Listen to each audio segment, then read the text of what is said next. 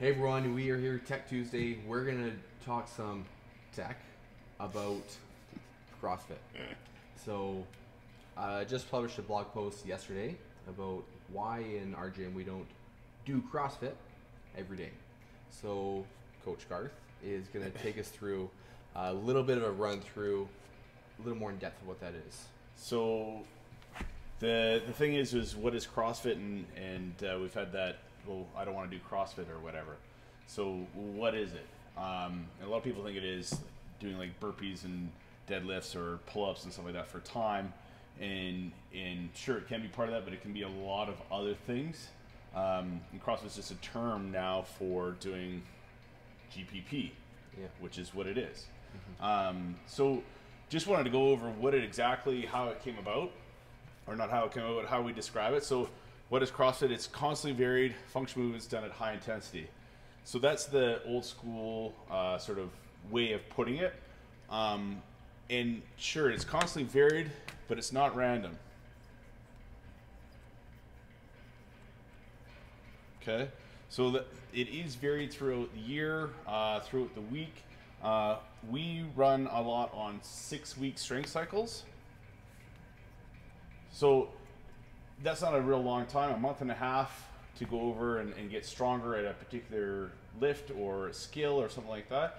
Whereas, say, somebody that's doing the Olympics is spending 4 years getting better at something, where a full year, the periodized skill or periodized programming is lasting for 4 years, where we're working on 6 weeks at a time. Sure, there's blocks and stuff with the Olympics, but there's the shorter blocks, right? When we focus on something to get much better at. So that's where we get that, the constantly varied, but not random. We have focused pieces.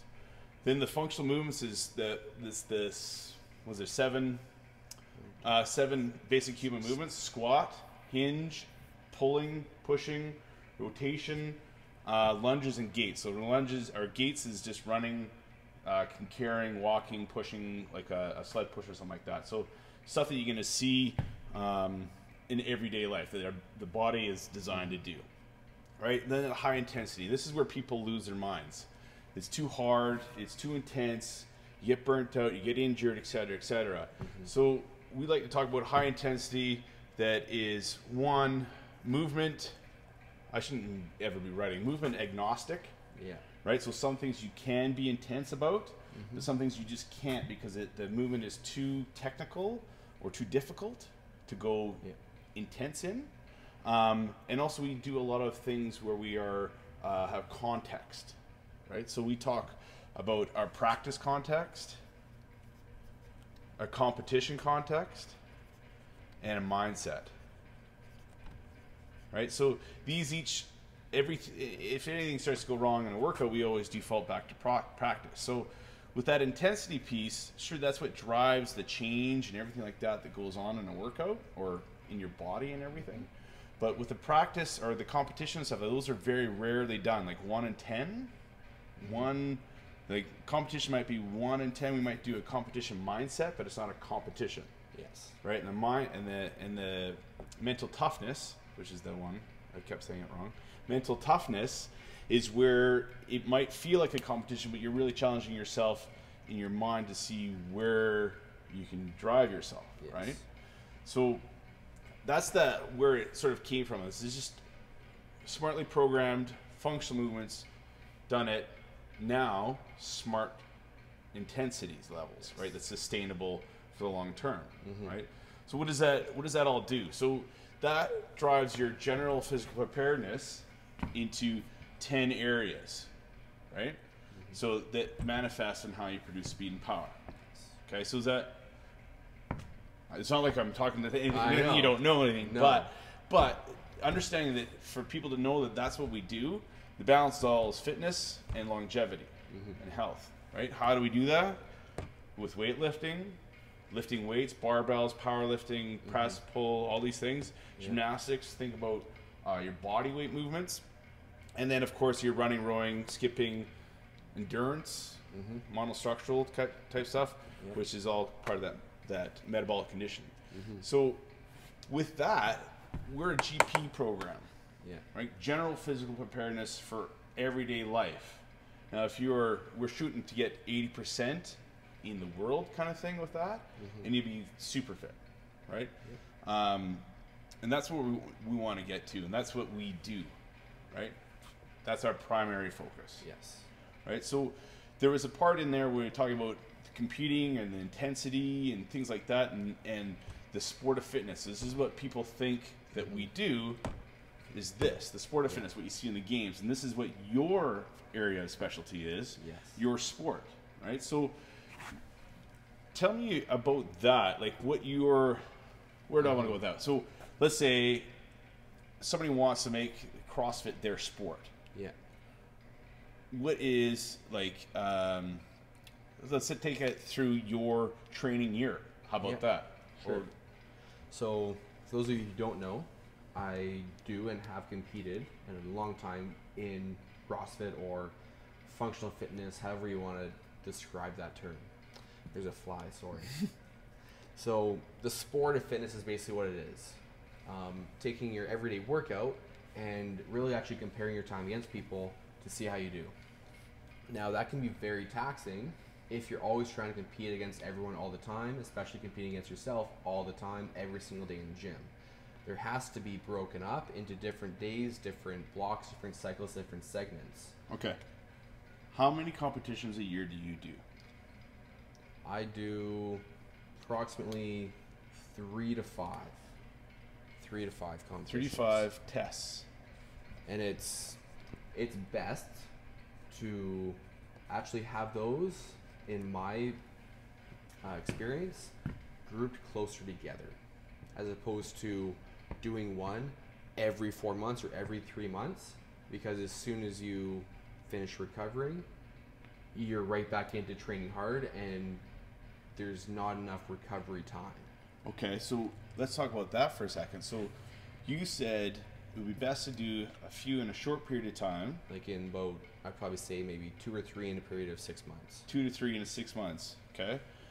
Because of the recovery tax, right?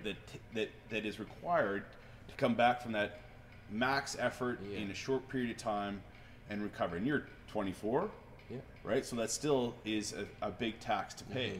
Anybody that's over 30 or whatever has got to have, you know, their lifestyle, all their things that dialed to recover to do anything more than that. So, like, okay, well, this is your thing, right? You're going to do 3 to 5 in a year, 2 to 3 in 6 months, kind of thing, and be sort of refining a lot of that stuff with the recovery, right? So, but what about going hard in the gym?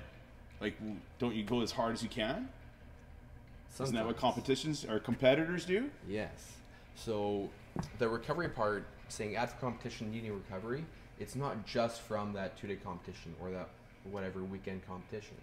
It's from that 6 weeks leading up to it, where that training amplifies, the intensity amplifies, and that long duration of intensity builds up, and you need to have that deload or decompression week or complete rest week to kind of reset your nervous system, your body, and just get it back into regular things.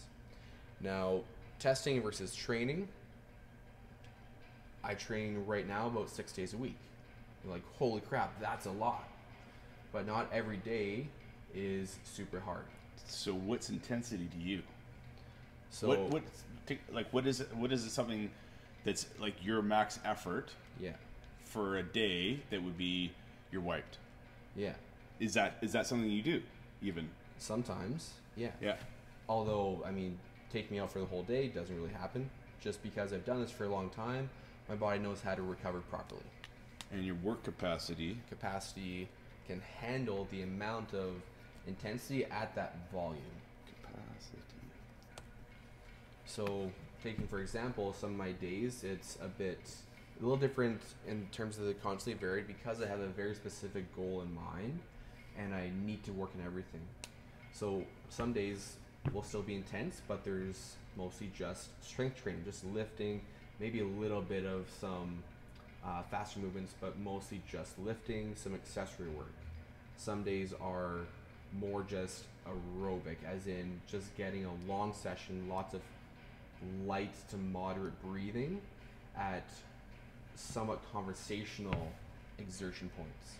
And then the other 2 to 3 days, that's where there's more intensity of, you know, high effort every minute on the minute intervals, or just straight up, you know, more CrossFit of, you know, your simple 21:59. That's standard of, you know, the old school stuff. Not that if you do that, you're doing CrossFit and vice versa. So you talk a lot about intervals. So being intense and then rest and then intense and then rest. Yes. Right. So there's still lots of rest. Yeah. You're not. Do you do like a lot of people think that when we talk about this and they talk about CrossFit, you're doing 20-minute WODs every day, crushing everything. Yeah. How often you do like you're crushing 20-minute WODs that are like hard? 20-minute AMRAPs, not very often. For example, intervals. My session on Saturday this weekend, I had after the after the open WOD. Yeah. So I had 60 minutes of intervals. Or sorry, no, this weekend was 30. Last weekend was 60. But it was basically I believe last weekend it was every 6 minutes or every 5 minutes I did a set of something. So it was basically 1-to-1 work to rest. Yeah. So you have that high intensity, so it ends up being about maybe 20 to 30 minutes of high intensity work, but it's spread out and it's interval style, so you can actually maintain the intensity and not degrade your technique or your form, and get a better a training effect from it, and not just go hard in the paint until you can't go hard anymore and then call it quits, because that doesn't work. Yeah. So, and this is something that you've come to after how many years? This will be sixth year. Sixth year of training in the sport of fitness to get better at the sport of fitness. Yeah. And now you're at the point where it's you don't go hard all the time. You can't go hard all the time. And I mean, when you were, I don't want to go delve into that too far, but into your past, but we'll do that another time. Yeah. But the point being here is that we do this, right? This is our prime directive. To be into the sport of fitness, you still have to do this to get better at this and get the basics. Yeah. Right? Basic movement patterns, basic things to be able to think about doing that. To quickly touch on that and delve a little bit into my start of this, when I first started doing CrossFit and kind of made the decision of, you know, I want to take this seriously and make it a sport and compete in the sport of fitness. And, you know, I immediately wanted to do everything that I could, all the things that I could do, and, you know, more and more is better. And I asked my coach in my gym, and all he said was, all you need to do right now is come to classes, because you need to just do the movements, you need to get good, you need to train at the movements, get your capacity, your ability to do everything better. The better you can do things, the easier they are. And that's one reason why I am where I am, and I'm not broken, and that I can express these high intensities with my work capacity, because I do things very well. And you can only learn how to do things very well by practicing, by taking the skill, taking the intensity away for a little bit, and putting the skill and the practice, the mindful practice, to get better at that movement or get better at that skill. Thanks. Yeah, that was good. Mm-hmm.